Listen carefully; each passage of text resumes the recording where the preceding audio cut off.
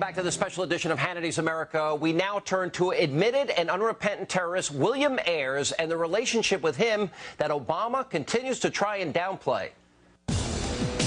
In the 1970s, a notorious organization called the Weather Underground was one of America's most radical groups of terrorists.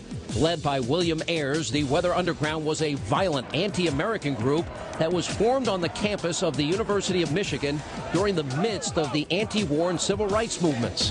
In 1970, they issued a declaration of a state of war against the United States government. Members adopted different identities and plotted acts of terror that included the bombing of the U.S. Capitol, the Pentagon, New York City Police Headquarters, military recruitment centers, and several other government buildings. Eventually, they landed on the FBI's 10 Most Wanted list. While the group's main targets were the government establishments, one night in 1970, they made one very personal attack. It was on February 21st when William Ayers and the Weathermen went after John Murtaugh and his entire family. Murtaugh was presiding over the trial of another group of terrorists, 21 members of the Black Panther Party, who were indicted in a plot to bomb New York landmarks and department stores. February 21st, 1970. I had just turned 9 about 2 months earlier. It was pre-trial, jury selection. About 2 o'clock in the morning, our entire family, 4 of us, actually 5 of us, my sister, my brother, my parents, were awakened to 3 firebombs, carefully placed, 2 at the front entrance of the house, 1 by the back door underneath the tank of the family car. And by the way, the morning after, when the sunlight comes out, 3 sentences are revealed, blood-red graffiti on the sidewalk, "Free the Panther 21, the Viet Cong have won, and kill the pigs." That's right. And it's also important to remember, Sean, that we were one of 3 sites bombed that night around New York City. It wasn't just our house. Yeah, no one ever caught or was tried for the attempt on your family's life here, because the one underneath the car literally was under the gas tank, right? That's right. That's right. And thank God a neighbor actually managed to put that out before it actually exploded. The Murtaugh family survived, but the Weathermen weren't finished yet. That same night, bombs were thrown at a police car in Manhattan and 2 military recruiting stations in Brooklyn, New York. Over the years, many members would turn and leave the group. The remaining fugitives operated underground. While on the run, William Ayers married fellow Weatherman terrorist Bernadine Dorn. In 1981, the two finally turned themselves in and were tried but not convicted because of prosecutorial misconduct. After the trial, Ayers and his wife tried to integrate back into society, and he went back to school, began teaching, and was also, quote, a community leader. It was his position as a, quote, community leader that would lead Ayers and Barack Obama to cross paths. It was in 1995 that Ayers and his wife hosted a political coming-out party at their Chicago home for a young Barack Obama. As you can now imagine, though, Obama is now downplaying his association with his radical friends.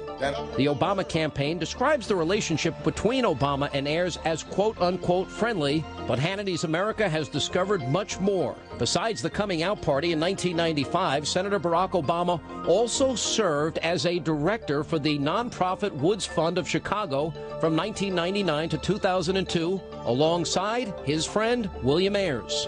In addition, both Ayers and Obama have also appeared together at various public speaking engagements. In 2002, they spoke together at a forum in Chicago, sponsored in part by the University of Illinois, titled Intellectuals, Who Needs Them? Obama and Ayers were on a panel of just 6 people. It would seem that they are a little bit more than just, quote, friendly, but Obama continues to hedge and weave over this relationship. In April, during a primary debate, George Stephanopoulos asked Senator Obama about these ties. Can you explain that relationship for the voters and explain to Democrats why it won't be a problem? George, but this is an example of what I'm talking about. This is a guy who lives in my neighborhood, who's a professor of English in Chicago, who I know and who I have not received some official endorsement from. He's not somebody who I exchange ideas from on a regular basis.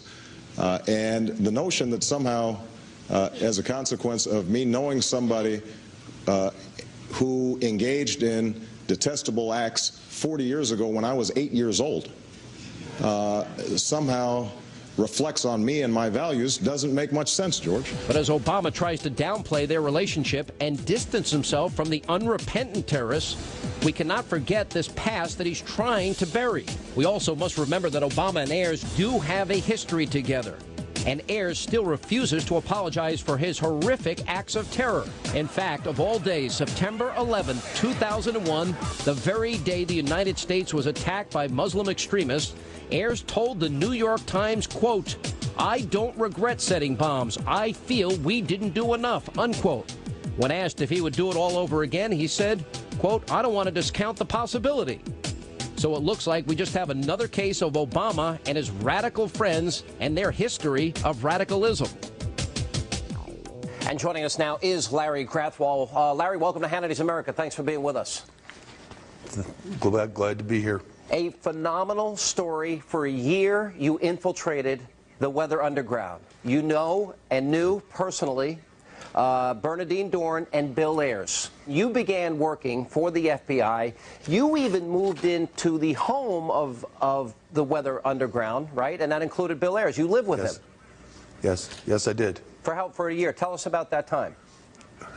Well, I was, after the group went underground in December 1969, I was assigned to various cells in Detroit, Michigan, Madison, Wisconsin, Buffalo, New York.